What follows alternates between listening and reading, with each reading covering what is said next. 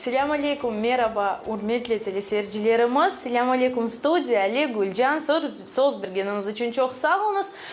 Şimdi biz Kırım Müslümanlarının dini dersinde bulunamız ve meraklı ve en esası faydalı ve gerekli bir sohbetke şimdi geçeceğiz ve bu sohbetimiz Kırım Müslümanlarının müfti muavini Esudullah Hoca Bayırov ile olacak. Selam aleyküm. Endi hoş geldiniz demege aytmağa isterdim ki adetlerimizge boyunca ama bu sefer biz sizge hoş geldik. Hoş geldiniz. Sağ olunuz.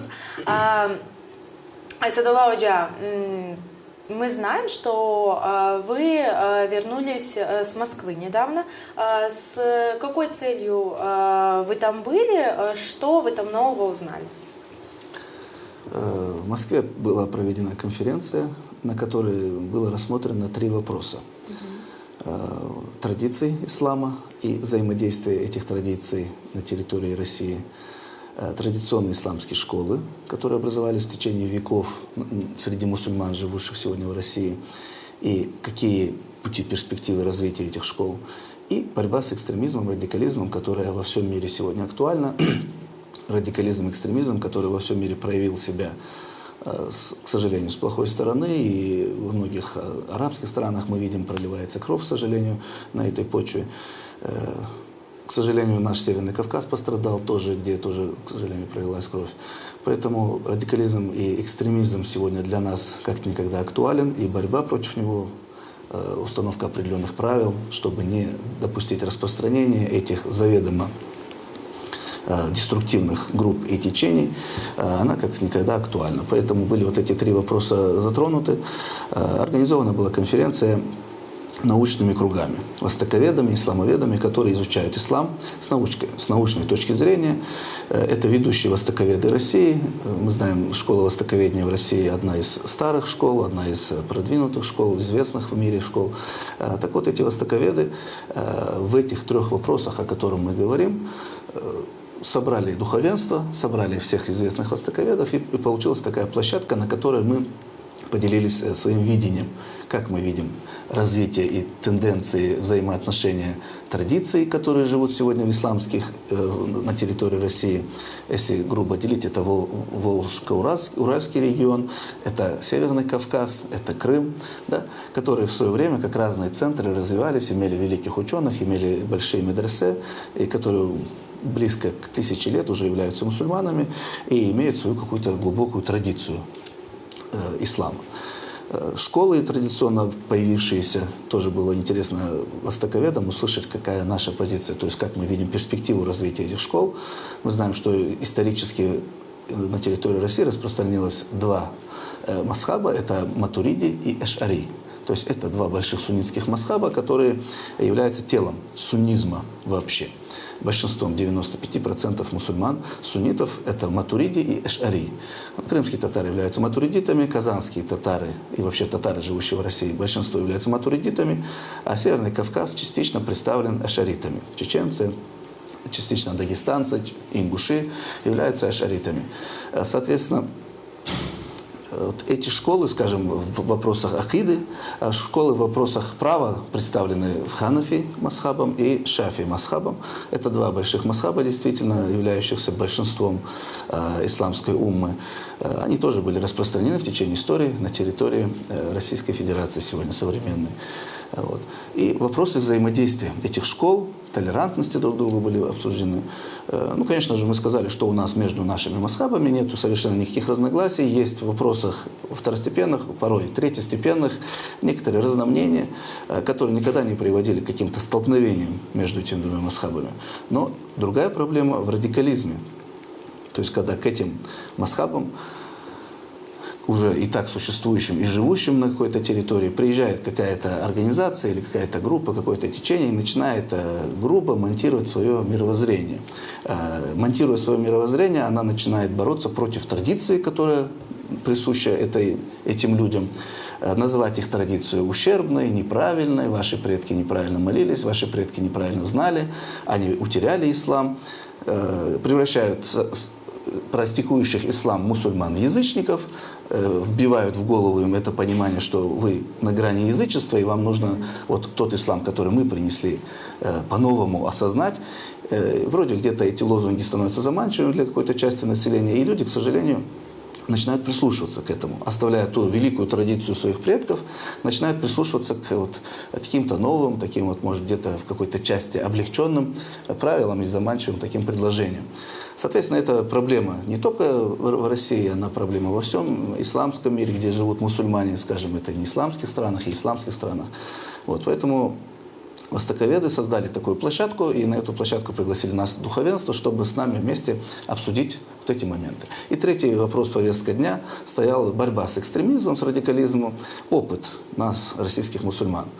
Конечно же, мы подчеркнули момент, что борьба должна быть идеологической совершенно, то есть не без применения силы. То есть мы идеологически должны рассказывать тот ислам, который традиционно у нас есть, который не нужно менять на новый ислам, который является полноценным, достаточно, наверное, самым одним из распространенных, скажем, масхабов в исламском мире, ханафитский масхаб. И не нужно оставлять самый распространенный и, скажем, широко практикуемый масхаб и применять какие-то новые меры, чтобы, скажем, стать лучшим мусульманином. То есть стать лучшим мусульманином нужно так, что изучить свой масхаб лучше и, соответственно, оставаться частью той большой уммы, чем идти по каким-то неизвестным путям.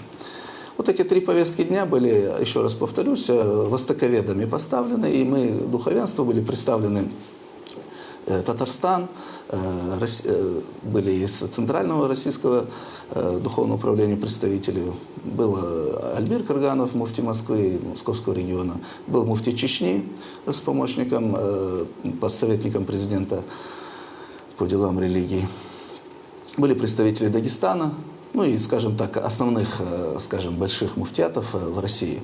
Ну и я был от имени Духовного управления мусульман Крыма, представлял муфтия Эмирали Хаджи Аблаева. Зулуоджа, вы уже говорили, сейчас вы сказали о том, что в основном какое-то новое какое-то течение приезжает в место компактного проживания мусульман, да, и начинает пропагандировать какую-то свою точку зрения, свою религию, можно даже так сказать.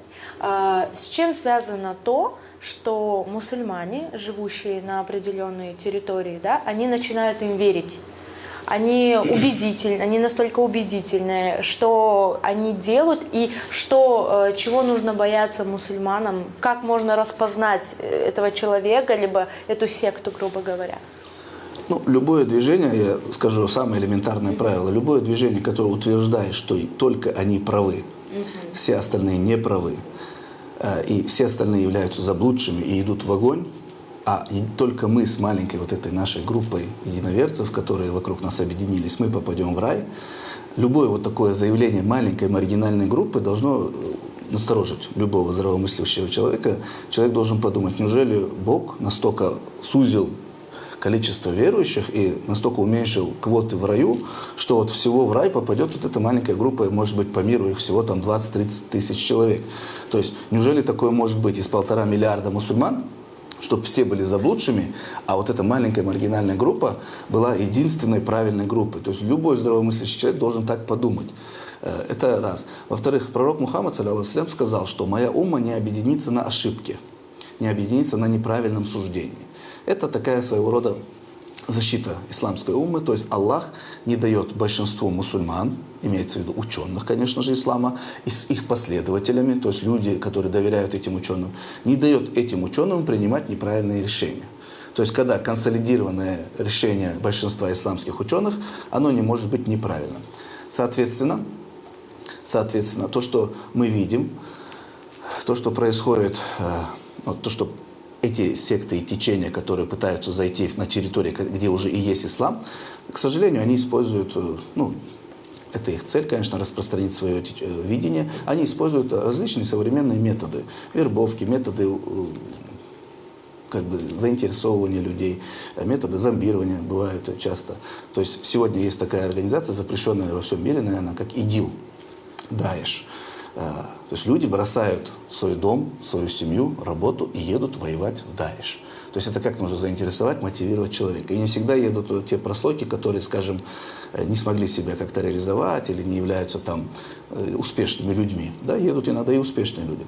Соответственно, это проблема всего мира современного, особенно исламского мира, это вызовы, которые перед нами стоят.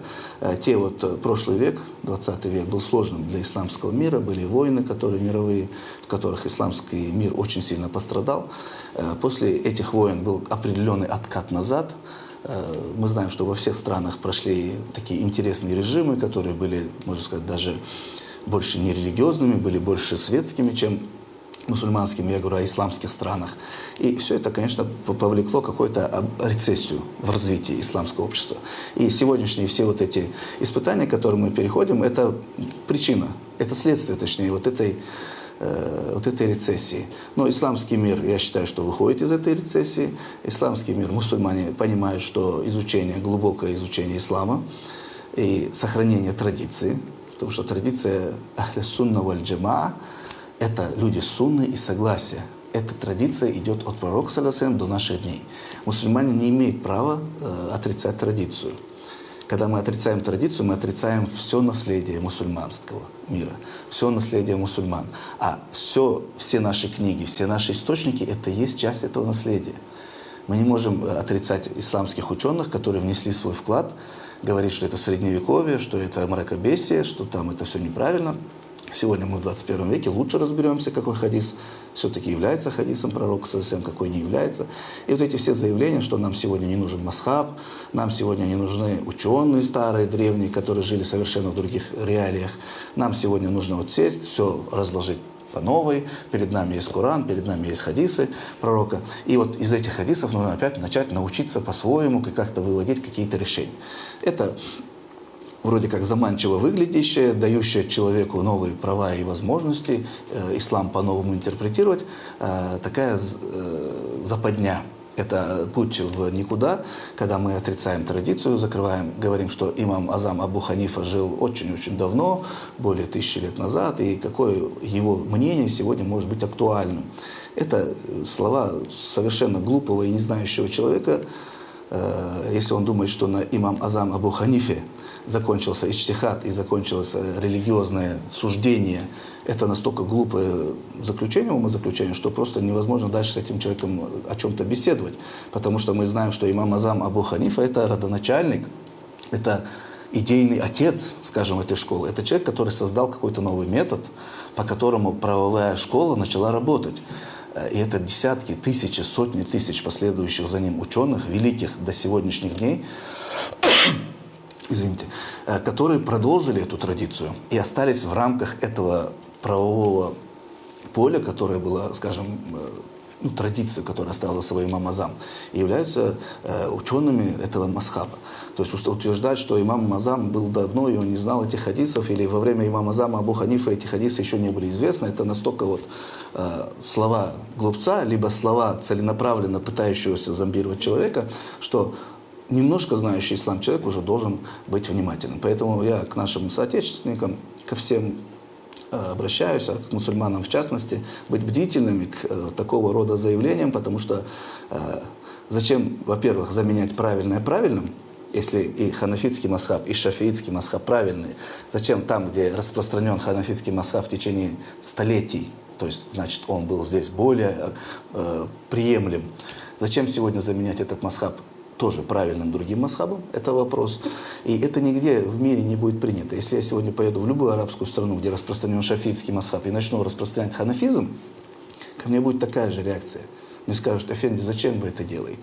Зачем вы привносите в общество что-то новое, может быть, даже правильное, и таким образом баламутите общество? Поэтому мы обращаемся ко всем мусульманам. Не нужно изобретать ничего нового. Мы являемся частью великой традиции. Нужно изучить свою традицию и оставаться верным этой традиции. Но если эта традиция настолько вам не подходит в повседневной жизни, а мы знаем, что ханафитский масхаб, особенно в наших условиях, это самый идеально подходящий масхаб для нас, мусульман, живущих в нашем регионе. Поэтому он здесь и распространился. Совершенно не нужно искать какой-то другой путь. ну, мы приводим пример, что мы едем на машине последней модели, совершенно новой, со всеми идеально подходящей для нас. И нам предлагают какую-то другую машинку, менее комфортную, менее современную, скажем, не использующую более такие самые последние разработки в машиностроении. И каким-то образом заманивают нас сесть на ту машину. То есть нужно быть внимательным. Мы и так едем на самой последней, на самой, ну, можно сказать, словами молодых, крутой машине. И не нужно искать, скажем, что-то новое. Но это не должно стать причиной какого-то застоя. То есть, конечно же, исламские ученые на каждый вопрос, появляющийся в нашей современности, а их очень много, даже элементарно, можно ли искусственно зачинать ребенка. Этого не было в Средневековье, во время пророка и в ближайшие там несколько столетий. И это сегодняшняя наша современная реальность. И можно ли обращаться к таким методам семьям, которые не могут зачать ребенка, ну, природным путем? Можно ли искусственно его зачинать? И много таких вопросов. Как молиться в космосе? Первый человек, улетевший в космос, создал эту проблему для нас. То есть, улетая туда мусульманину, в какую сторону направляться и как молиться? Это элементарные вопросы, но они стоят на повестке дня, и с каждым, скажем, нашим шагом в развитии цивилизации этих вопросов становится все больше и больше. Поэтому школы фикх, они живы, ичтихад жив, никто двери ичтихада не закрыл, никто не сказал, что вот замуровали 1000 лет назад и больше никто их не откроет. Все это живо, фикх — это самая живая наука в мире, она реагирует на каждое новое происшествие. Если это какое-то правило, если это какое-то постоянно повторяющееся действие, оно находит ответы на это. Эти ученые все живы, и не нужно создавать такую видимость того, что вот в исламе никого не осталось, никаких ученых, стоящих на страже Ахлис-Сунна валь-Джамаат, не осталось, и вот нам придется сейчас вот невеждам спасать ислам. Нет. И, к сожалению, еще одна из причин того, что эти секты, течения, движения распространяются, это незнание общества элементарных вещей в исламе, элементарных. К сожалению, вот коммунизм, который прошел над нашими народами, да, скажем, катком, и, скажем, разровнял у целых поколений понимание вот этого религии, понимание традиций, вообще знания об исламе. И, конечно же, последствия этого всего мы долго еще будем преодолевать. И вот это незнание и недостаточность знаний элементарных в обществе, она дает возможность вот этим, к сожалению, сектантам, которые очень искусно этим пользуются. Потому что убедить человека, что его дедушка был язычником, при том, что его дедушка делал 5-кратный намаз, представьте себе, как надо изощриться. То есть, насколько должен быть внук не знать своего дедушку, не понимать основных позиций ислама, чтобы поверить в такую глупость. Как может 5-кратно молящийся человек быть язычником? То есть, ну, невозможно это. Соответственно, здесь налицо, во-первых, борьба против традиционного ислама. Отрыв людей от традиции может привести их к такому аморфному состоянию, потом легко лепить из этого теста что угодно. И поэтому, к сожалению, все секты используют этот путь. Они отрывают общество от его традиций, учат, что традиции ущербны, ни к чему хорошему не приводят, а являются мракобесием, и пытаются вот на этом разровненном участочке земли строить свое здание. Ну, как мы видим в мире, особо эти саженцы, которые они садят, они не приживаются, общество возвращается обратно к традиции, проходя определенный путь по пути сектантства или по пути радикализма, они понимают, что это путь к войне, к междоусобице, потому что любой радикализм заканчивается тем, что те, кто с нами не согласен, мы начинаем их обвинять в том, что они с нами не согласны. А те радикалы, которые ультрарадикалы, они начинают обвинять в неверии. А что значит неверие? Неверие – это вероотступничество. То есть, если человека обвинили в вероотступничестве, его имущество, его кровь становится дозволенной. Но не каждый встречный должен обвинять друг друга в неверии. Это совершенно не является этих людей правом. Это исламские суды. И в очень редких случаях, в течение исламской истории вообще нету таких явно известных случаев, когда вот так вот направо и налево раздавался текфир, то есть обвинение в неверии. Этого нету. Нету такой практики. Пророк ﷺ, зная, что рядом с ним находящиеся люди не являются мусульманами, являются язычниками, но прикрываясь исламом, то есть лицемерия, продолжают оставаться мусульманами, пока не пришел аят, который их всех разъяснил, он с ними вел отношения как с мусульманами. Он мог им сказать: ваши действия выходят за грани ислама, вы неверующие. В практике во время пророка ﷺ такой не было. Последователи его, сахабы и следующие века Все наши великие ученые никогда не прибегали к практике такфира. А сегодня мы смотрим среди крымских мусульман, нас и так мало.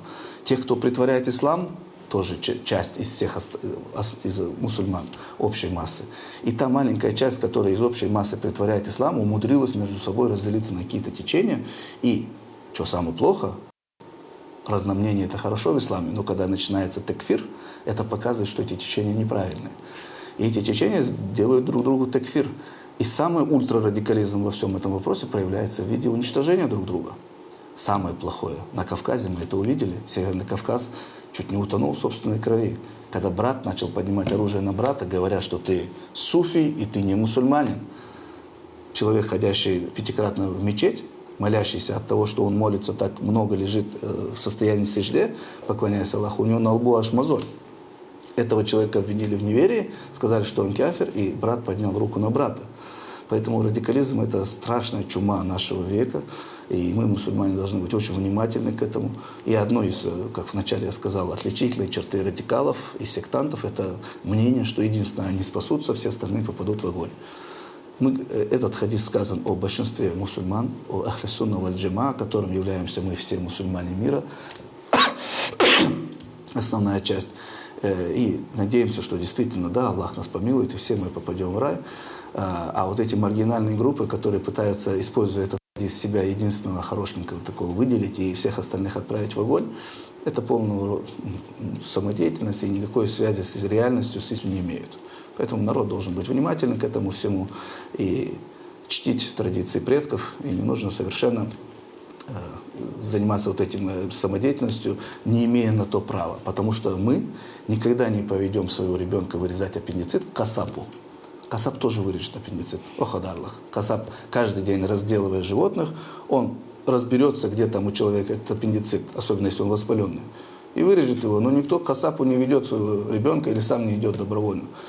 Поэтому, когда мы идем к хирургу и ищем лучшего хирурга, чтобы, не дай бог, с нашим ребеночком ничего не случилось, и так внимательно к этому относимся в вопросах нашего здоровья, почему мы должны в вопросах религии быть халатными и от кого угодно слушать религию? Почему мы должны в вопросах религии быть халатными и что попало говорить сами, не зная глубоко вообще этого? Почему все специалисты во всех сферах, не являясь специалистами в чем-то, например, молчат и не говорят, говорят, я не специалист в этом, я знаю только свою часть. А когда касается речи ислама, то все становятся специалистами с большой буквы и пытаются говорить какие-то свои умозаключения. В этом вопросе нужно быть, наоборот, более внимательным, и должен быть слышен голос ученых, громче, чем голос невежд, которые сегодня на каждом шагу проповедуют ислам и пытаются преподнести мнение ученых каким-то мракобесием. Поэтому все это наша проблема, мы должны с этим научиться различать. Чтобы научиться различать, нужно изучать ислам, поэтому я призываю мусульман Крыма глубже изучать свою религию, изучать ислам из правильных, проверенных источников. Сегодня, альхамдулиллях, у нас есть духовное управление, которое ведет свою работу, у нас есть имамы, есть мечети, есть медресе, и ни один вопрос не будет оставлен без ответа, если человек начнет интересоваться. У нас есть такие проекты, как Файдалы Илим, которые в любом селе, где к нам приходит заявка, где люди просят создать кружок, где можно изучать основы ислама, изучать Коран, мы на все эти запросы реагируем и открываем в этих селах эти кружки. Поэтому наш народ должен встрепенуться немножко и понять, что если мы будем сохранять себя от ислама, ограждать себя от ислама, наших детей завтра отведут к касапу, вырезать аппендицит. И мы ничего не сможем потом сделать. И любое заражение, любое неправильное вмешательство будет нам обращено обратно. Поэтому мы должны за себя и за своих детей нести ответственность. И, соответственно, каждый родитель сегодня, понимая, что его ребенок завтра повзрослеет и сам начнет принимать решения, до того, как он начнет принимать решения, должен научить его правильно пользоваться правилами, понимать, где правильно, где неправильно, где добро, где зло. А всему этому учит ислам. Поэтому сегодня единственный путь от всего этого уйти, кроме законодательных каких-то инициатив, которые могут быть, конечно, и должны быть, это наше само развитие общества, которое общество само должно хотеть и должно понимать, что это угроза. Да, они же хорошие ребята, они же ничего плохого не делают. Это не аргумент. Это не аргумент. То есть то, что человек хороший, ничего плохого не делает, это не аргумент. Поэтому мы должны понимать, что течения и радикальные секты которые духовенство или исламские ученые называют радикальными, нужно быть внимательными к ним и не нужно экспериментировать. Потому что если ваш ребенок попадет в эту секту, очень мало путей его вывести обратно. Поэтому не нужно делать этих экспериментов. И есть, слава Богу, сегодня, альхамдулилля, места, где можно получить правильные знания. Çok sağ olunuz. Böyle güzel izahatlarınız için, ben bilesem bütün halkımız için bu gayet faydalı oldu. Çok sağ olunuz kabul etkeniniz için de. Biz ise devam edeyik. Saygılı teleseyircilerimiz, bizim sübetimizni, bizim resmi saytlarımızda da tapabilirsiniz. Onu mutlaka dinlemeye tavsiye etim. İşte biz devam edemiz. Söz studiyaga Ali Gulcan buyurunuz.